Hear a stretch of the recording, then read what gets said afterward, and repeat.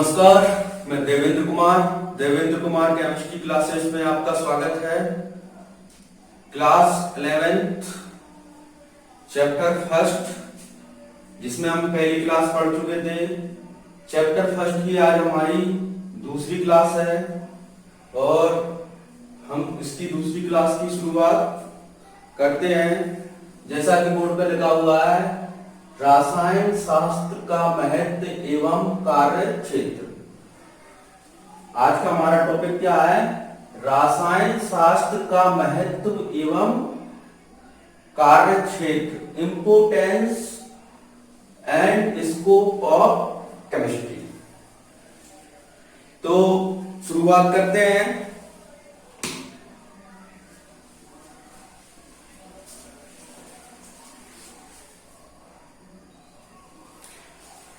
तो केमिस्ट्री या रसायन एक ऐसी विषय है, केमिस्ट्री या रसायन एक ऐसी विषय है, इसके बिना हम जीवन की कल्पना नहीं कर सकते।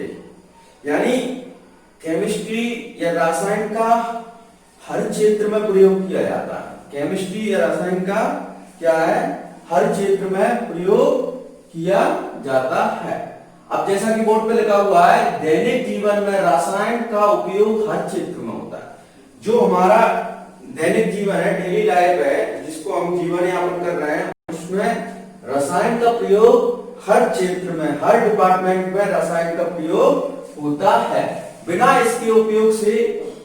इसके उपयोग के जीवन की कल्पना नहीं की जा सकती। बिना केमिस्ट्री के या बिना रसायन के प्रयोग के हम जीवन की कल्पना भी नहीं कर सकते हैं। बिना रसायन के प्रयोग के हम क्या है?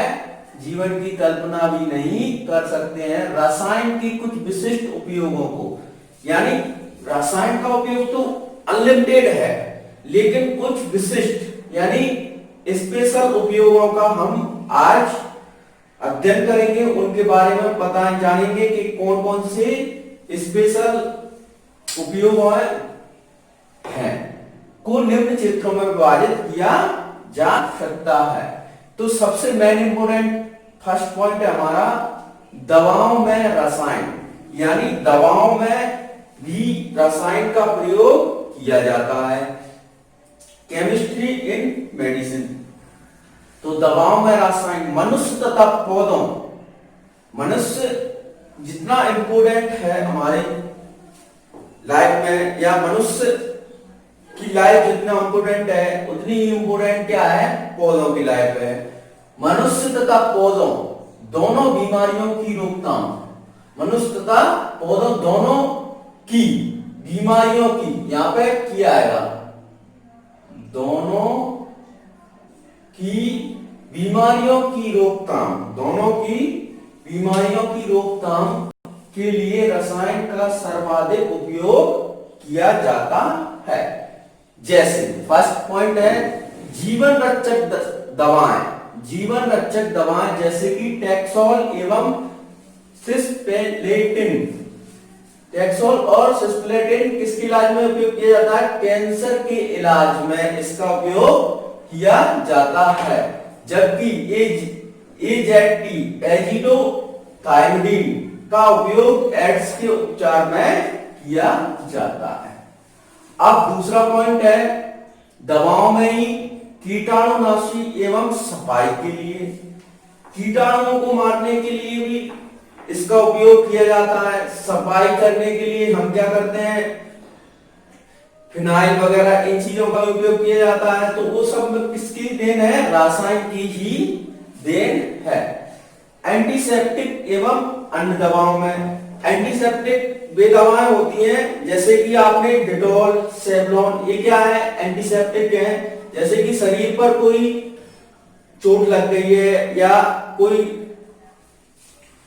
किसी फंगल इन्फेक्शन की वजह से उसको कीटाणु को मारना है, तो वो त्वचा को नुकसान नहीं पहुंचाएगा, जबकि उस कीटाणु को मार देगा। तो वो क्या कहलाते हैं? एंटीसेप्टिक कहलाते हैं। बीमारियों के लिए, बीमारियों के इलाज में भी अनेक दवाइयों का प्रयोग रसायन के माध्यम से किया जाता है। इंसेक्टिसाइड, पेस्टिसाइड आदि के रूप में। तो इंसेक्टिसाइड को समझते हैं। इंसेक्टिसाइड वे रसायन होते हैं जो कि जैसे कि कीड़े मकड़ी कॉकरोच इनको मारने के लिए इनका उपयोग किया जाता है, वो क्या कहलाते हैं? इंसेक्टिसाइड कहलाते हैं। जैसे कि मॉर्टिन है, खालाइट है, जिनको क्या है मच्छर वगैरह इनको मारने, मकड़ी इनको मारने के लिए इनका उपयोग किया जाता है। पेस्टिसाइड, जैसे कि पेस्टिसाइड भी एक प्रकार का रसायन से ही मिलकर रसायन की ही देन है, जो कि हमारे खेती से संबंधित क्षेत्रों में उनको मारने के लिए, कीड़े मकोड़ों को मारने के लिए किया जाता है। यानी ये दोनों एक ही है। इंसेक्टिसाइड और पेस्टिसाइड क्या है? इनका उपयोग कीटाणुनाशक के रूप में भी किया जाता है। यानी कि एल्गी, फफूंद, घोंघा, दीमक, बैक्टीरिया आदि इन सभी को मारने के लिए जिसका उपयोग किया जाता है उसे हम क्या कहते हैं? पेस्टिसाइड कहते हैं। अब हमारा आता है दूसरा टॉपिक, दूसरा पॉइंट, औद्योगिक क्षेत्र में, इन फील्ड ऑफ इंडस्ट्री, यानी उद्योगों के क्षेत्र में भी रसायन का उपयोग किया जाता है। तो सभी प्रकार के उद्योगों में रसायन का महत्वपूर्ण स्थान होता है। जितने भी हमारे वर्ल्ड में या विश्व में जितने भी उद्योग हैं उनमें रसायन का प्रयोग बहुत ही इंपोर्टेंट है, यानी बहुत ही महत्वपूर्ण है। जैसे रेयॉन, नायलॉन, डेक्रोन, आर्नोल आदि का संश्लेषण करने में, रेयॉन को बनाने में, नायलॉन को बनाने में, डेक्रोन, आर्नोल आदि को बनाने में भी रसायन का बहुत महत्व है। जैसे नायलॉन है, नायलॉन के क्या है? नायलॉन एक प्रकार का बहुलक है, जिसका एक तरीका का ये नायलॉन क्या है? कपड़ा है, बहुलक। जो पॉलीमर होता है वो क्या है? बहुलक है। हम 12th क्लास में इसको पढ़ेंगे, बहुलक अलग से चैप्टर दिया हुआ है, इसके बारे में डिटेल से जानकारी लेंगे। प्लास्टिक तथा बेकेलाइट, टेफ्लॉन, पॉलीथीन आदि का निर्माण करने में प्लास्टिक, बेकेलाइट ये भी क्या है? एक तरीके के बहुलक हैं। प्लास्टिक का उपयोग हम अपनी दैनिक जीवन में इतना ज्यादा मात्रा में कर रहे हैं कि जब भी कहीं बाजार जाते हैं तो प्लास्टिक की थैली वगैरह इनको सामान को प्लास्टिक की थैली वगैरह इनमें रख के लाते हैं। तो उद्योगों में भी रसायन का उपयोग हो रहा है। विभिन्न रंग, पेंट, वार्निश आदि का उत्पादन भी किसकी मदद से किया जा रहा है? आजकल उद्योगों में रसायन की मदद से किया जा रहा है। सीमेंट, कांच उद्योग, सिरेमिक उद्योग, इन सभी में क्या है? रसायन का महत्वपूर्ण योगदान है।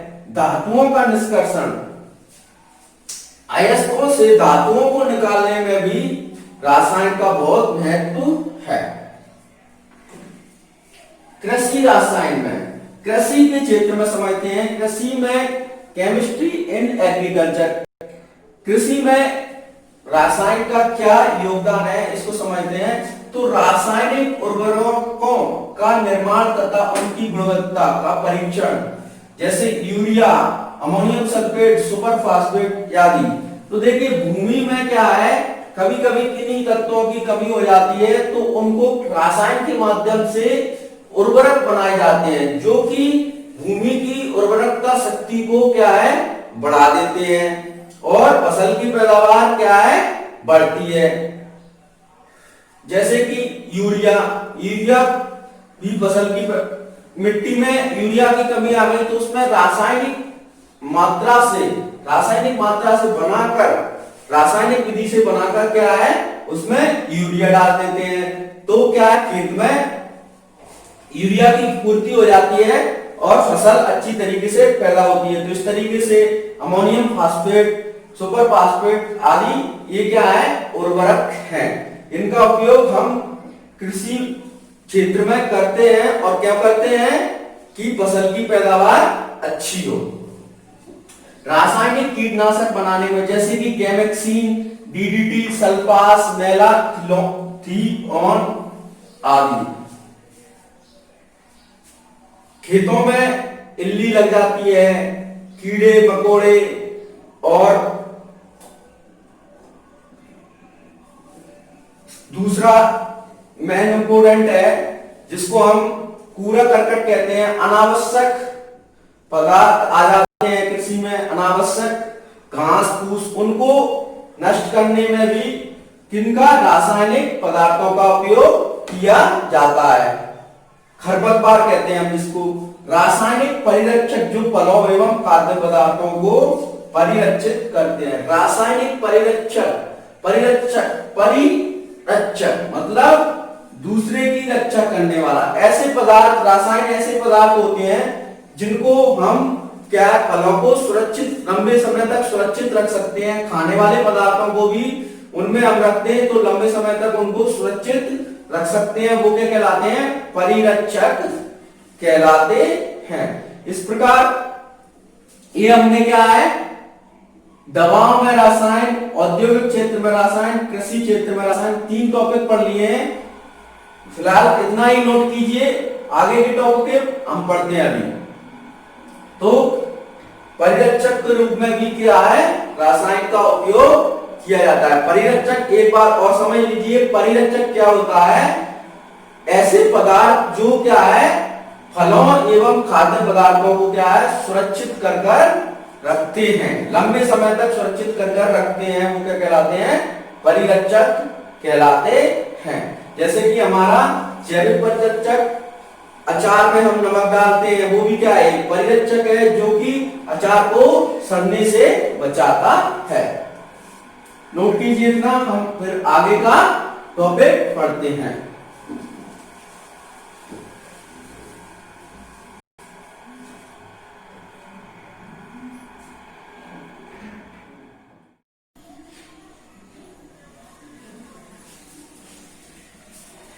फोर्थ पॉइंट है हमारा सुख सुविधाओं के लिए रसायन।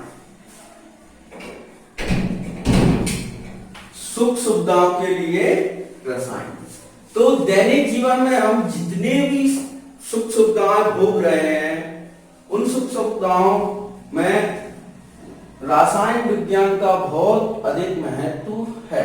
दैनिक जीवन की जितनी भी उपयोगी वस्तुएं विभिन्न रसायनों से बनती हैं। जैसे कि कुछ उदाहरण हम पढ़ते हैं, उनको लिख तो नहीं सकते हैं पूरा, लेकिन कुछ इम्पोर्टेंट हम पढ़ते हैं। जैसे कि घरेलू वस्तुएं जिनको हम घर में डेली यूज करते हैं, जैसे कि पेपर, धागे, साबुन, सौंदर्य प्रसाधन। सौंदर्य प्रसाधन क्या होता है, जो हम अपनी सुंदरता को बढ़ाने में जिन साधनों का या जिन पदार्थों का उपयोग करते हैं, वो क्या कहलाते हैं, सौंदर्य प्रसाधन कहलाते हैं। सुगंधित द्रव्य, सुगंधित पदार्थ कौन कौन से, जैसे कि सेंट, परफ्यूम, आजकल जैसे कि फॉग चल रहा है, और भी बहुत सारे परफ्यूम सुगंधित पदार्थ हैं, उनका उपयोग भी रसायन के माध्यम से बनाने में किया जाता है। रंजक, रंजक जैसे कि आपने देखा होगा कि किसी ने व्हाइट कलर की शर्ट ली और वो अपना क्या है, उसको गंदी होने से बचाने के लिए उस पर क्या करता है, कलर करता है, नील देता है। इसी को क्या कहते हैं, रंजक कहते हैं। यानी कि कपड़ों में जो कलर दिया जाता है और जिन पदार्थों के द्वारा जो कलर दिया जाता है, वे क्या कहलाते हैं, रंजक, डाई। किसी भी पदार्थ पर किया जा सकता है, कपड़ों के अलावा भी। निर्माण उद्योग में हम सुख सुविधाओं के लिए क्या करते हैं, भवन निर्माण करते हैं कि नहीं करते हैं, भवन निर्माण करते हैं। तो उसमें भी सीमेंट, स्टील, लोहा, कांच आदि का उपयोग किया जाता है। ये सब भी किसकी उपयोग देन है, सीमेंट किसकी देन है, रसायन की देन है। स्टील किसकी देन है, रसायन की देन है। ये सब लोहा, लोहा किससे निकालते हैं, हम रसायन के माध्यम से ही धातुओं का निष्कर्षण किया जाता है। कांच किससे बनाते हैं, रसायन के माध्यम से ही बनाते हैं। तो इनके निर्माण में भी फिल्म उद्योग में जो हम टॉकीज में फिल्म देखने जाते हैं, वो सेल्यूलोइड के साथ उपयुक्त रासायन की बनी होती है वो फिल्म भी। रासायन और ऊर्जा संसाधन में, रसायन और ऊर्जा संसाधन में, केमिस्ट्री है एनर्जी रिसोर्सेज। अब देखिए जीवाश्म ईंधन के माध्यम से, हम रसायन के माध्यम से जीवाश्म ईंधन जो बना है वो क्या है, रसायन के माध्यम से उससे क्या बनाते हैं हम, पेट्रोलियम पदार्थ बनाते हैं, कोल बनाते हैं, लकड़ी बनाते हैं। इनसे हमें क्या प्राप्त हो रही है, ऊर्जा प्राप्त हो रही है। पेट्रोलियम पदार्थ जैसे कि पेट्रोल, डीजल, केरोसिन, ये सब क्या है, पेट्रोलियम पदार्थ है। इनसे हम क्या करते हैं, ऊर्जा प्राप्त करते हैं। इंजन में डालकर हम एक स्थान से दूसरे स्थान तक जाते हैं, तो वो क्या है, इंजन में डालकर बाइक चलती है, ट्रक चलता है, रेलगाड़ी चलती है, ट्रेन चलती है, प्लेन चलता है। ये सब क्या है, ऊर्जा है। ऊर्जा के माध्यम से ही तो जा रहे हैं एक दूसरे स्थान तक। नाभिकीय ईंधन और नाभिकीय ऊर्जा में ये किसकी देन है, रसायन की देन है, जिनके बारे में हम डिटेल में पढ़ेंगे। परमाणु ऊर्जा क्या है, रसायन विज्ञान की देन है। युद्ध काल में रसायन, केमिस्ट्री इन वार टाइम, युद्ध काल में भी रासायनिक पदार्थों का उपयोग किया जा, जैसे कि टीएनटी, नाइट्रोग्लिसरीन, डायनामाइट, ये क्या होते हैं, विस्फोटक पदार्थ होते हैं। डायनामाइट का आपने घरेलू जीवन में देखा होगा कि आप जब कुआं खोदता है, वेल जो कुआं खोदता है उसमें क्या होता है, एक विस्फोट होता है। वो किसके माध्यम से होता है, डायनामाइट के माध्यम से ही होता है।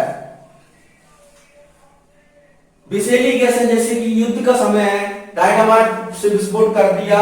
विषैली गैस मस्टर्ड गैस है, लेविसाइड, फास्जिन, यानी ये विषैली गैस को युद्ध के समय दूसरी शत्रु सेना में फेंक दिया तो क्या हो जाएगा, उस सेना का क्या होगा, विनाश होगा। तो इस तरीके से रासायनिक पदार्थों का उपयोग युद्ध के समय भी किया जाता है। आधुनिक उपकरणों एवं पदार्थों के निर्माण में, आधुनिक उपकरण जैसे कि चुंबकीय पदार्थ, विद्युतीय पदार्थ तथा प्रकाशीय गुणों से युक्त वस्तुओं के निर्माण में किनका उपयोग किया जाता है, रसायन का उपयोग किया जाता है। जैसे कि अतिचालक, सेरेमिक, सुपर सुचालक, पॉलीमर तथा ऑप्टिकल फाइबर, ये क्या है, आधुनिक वस्तुएं हैं, आधुनिक पदार्थ हैं। इनके बारे में हम डिटेल में पढ़ेंगे केमिस्ट्री में। अभी शुरुआत हो रही है, हम केवल और केवल क्या है, केमिस्ट्री के बारे में जान रहे हैं कि हम किन चीजों को पढ़ने वाले हैं केमिस्ट्री में। इन चीजों को हम पढ़ने वाले हैं और बहुत सारे क्षेत्र हैं केमिस्ट्री में जिनको हम आगे पढ़ेंगे। ये हमारा बेस है, कंसेप्ट क्लियर कर रहे हैं हम यहाँ पे। और आगे की क्लास आपकी लगातार आती रहेगी। कुछ समस्याओं के कारण क्लास में रुकावट आ गई थी। क्लास आपको अच्छी लगी है?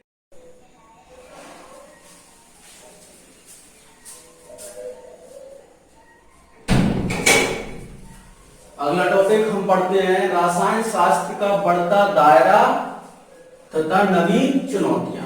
रसायन शास्त्र का बढ़ता दायरा तथा नवीन चुनौतियां, scope of chemistry and new challenges. देखिए, आज की सबसे बड़ी समस्या बढ़ते प्रदूषण की है। आज सबसे बड़ी समस्या क्या है, बढ़ते प्रदूषण की है।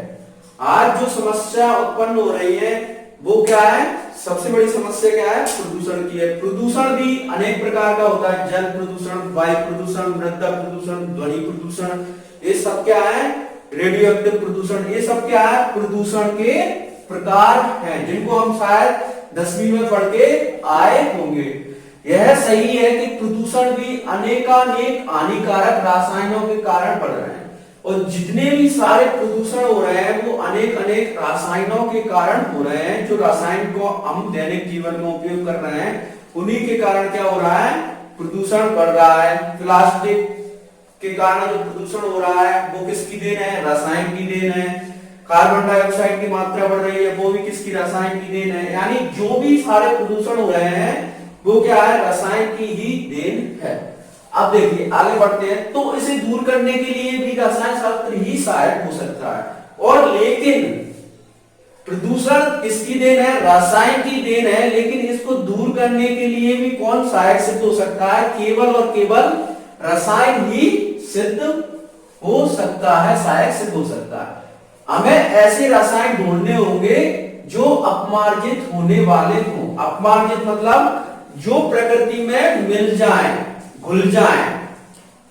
हमें ऐसे रासायन ढूंढने होंगे जो क्या है, अपमार्जित हो सके। यानी कहने का मतलब है जैसे वो प्रकृति में मिल जाए, समाप्त हो जाए, कुछ समय बाद वो रासायन प्रकृति में क्या हो जाए, समाप्त हो जाए, होने वालों। जैसे प्रशीतक के रूप में CFC का विकल्प, जिससे ओजोन परत की रक्षा हो सके, CO2 को संतुलित करने के उपाय। जैसे वो क्या है, प्रशीतक के रूप में। पहले तो सबसे पहले समझिए कि प्रशीतक होता क्या है। ठंडे करने वाले, किसी भी चीज को ठंडे करने वाले पदार्थ क्या कहलाते हैं, प्रशीतक कहलाते हैं। कोई भी वस्तु हो, द्रव हो, पदार्थ, उसको ठंडे करने वाले पदार्थ क्या कहलाते हैं, प्रशीतक कहलाते हैं। हमारे फ्रिज, AC, इनमें क्या है, प्रशीतक का उपयोग किया जाता है। प्रशीतक कौन से हो सकते हैं, जैसे कि हम ज्यादातर किसका यूज करते हैं, CFC, जिसको हम 10वीं में पढ़ के आए। इसकी फुल फॉर्म है क्लोरोफ्लोरोकार्बन। CFC का क्या है, विकल्प ढूंढने का प्रयास करना चाहिए, जिससे ओजोन परत की रक्षा हो सके। अगर हम CFC का विकल्प ढूंढ लेंगे तो क्या होगा, जो क्लोरोफ्लोरोकार्बन CFC के कारण जो ओजोन परत का क्षरण हो रहा है, उसकी रक्षा हो सकती है। ओजोन परत में जो छिद्र हो रहा है उसको कम किया जा सकता है। CO2 को संतुलित करने के उपाय, जैसे कि हम रसायन के माध्यम से विद्युत से चलने वाले वाहन बना सकते हैं और बना भी रहे हैं, लेकिन कम मात्रा में। जो पेट्रोलियम पदार्थ से चल रहे हैं उनकी मात्रा में। तो पेट्रोलियम पदार्थ से चलने वाले पदार्थ क्या है, कार्बन डाइऑक्साइड का उत्सर्जन करते हैं। और जो विद्युत से चलेंगे पदार्थ, बैटरी से चलेंगे, चार्ज से चलेंगे, उनमें क्या होगा, कार्बन डाइऑक्साइड का उत्सर्जन कम होगा। तो सीधा सीधा बात है, कार्बन डाइऑक्साइड की मात्रा कम होगी।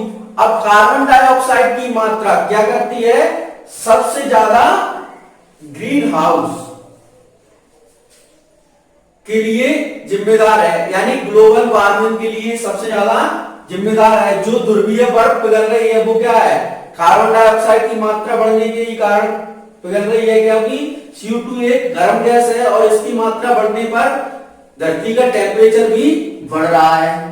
विभिन्न औषधियों का रासायनिक संश्लेषण ना करके जैव संश्लेषण के तरीके ढूंढना चाहिए। विभिन्न औषधियों को हम जो बनाते हैं उनको रासायनिक विधियों से ना बनाकर, ये कह रहा है कि विभिन्न औषधियों का रासायनिक संश्लेषण ना करके जैव संश्लेषण के तरीके ढूंढना चाहिए। यानी उनको नेचुरल तरीके से, जैविक तरीके से उनको निर्माण करना चाहिए। विभिन्न औषधियां जो हम बनाते हैं उनको केमिकल तरीके से ना बनाकर, रासायनिक तरीके से ना बनाकर जैविक तरीके से बनाया जाए। यह तभी संभव है जब हम प्रकृति के निकट जाएंगे। यह तभी संभव है जब हम प्रकृति को समझेंगे, प्रकृति के निकट जाएंगे। जब हम प्रकृति के निकट जाएं, प्रकृति में होने वाली नैसर्गिक घटनाओं का रसायन के परिप्रेक्ष्य में अध्ययन करें। प्रकृति में होने वाली नैसर्गिक का मतलब है अपनी राह स्वयं बना लेना। जैसे कि प्राकृतिक जो घटनाएं होती हैं वो क्या है, अपने आप होती हैं और अपनी राह स्वयं बनाती हैं। जैसे कि सीधा चलती है नदी अपनी रास्ता स्वयं बना लेती है। तो जो प्रकृति में नैसर्गिक घटनाओं का रसायन के परिप्रेक्ष्य में अध्ययन करें, रसायन शास्त्र के परिप्रेक्ष्य में क्या करें, अध्ययन करें। यह 21वीं सदी हमें जैव रसायन तथा जैव प्रौद्योगिकी को समर्पित करनी होगी। जो हम 21वीं सदी में जी रहे हैं वो किसको करनी चाहिए, जैव रसायन यानी बायोकेमिस्ट्री और बायोटेक्नोलॉजी को समर्पित करनी होगी, तभी हमारा विकास संभव है। अगर आपको कोई भी टॉपिक समझ में नहीं आता है तो कमेंट बॉक्स में कमेंट कर सकते हैं आप, और वीडियो को प्लीज लाइक, शेयर और सब्सक्राइब करना ना भूलें चैनल को। और सबसे ज्यादा मैंने इम्पोर्टेंट बात है कि आपके जो नजदीकी में ऐसे स्टूडेंट हैं जो दूर दराज के क्षेत्रों में हैं, जिनको कोचिंग उपलब्ध नहीं हो पा रही है, उनको ये वीडियो शेयर करें और अपने दोस्तों में शेयर करें, जिससे कि उनको भी इसका अधिक से अधिक लाभ प्राप्त हो सके। हम वीडियो अभी नॉर्मली बेसिक पढ़ रहे हैं, फिर इसके बाद धीरे धीरे हम नीट और जेई लेवल का पढ़ना स्टार्ट करेंगे। पहले हम चैप्टर को पूरी तरीके से पढ़ेंगे, फिर इसके क्वेश्चन लगाएंगे। तो आप बिल्कुल ये मत सोचिए कि सर अभी तो सिंपल सिंपल ही करा रहे हैं, नीट लेवल का नहीं करा रहे। हम नीट और आईआईटी लेवल का भी कराएंगे आपको। Thank you, good day.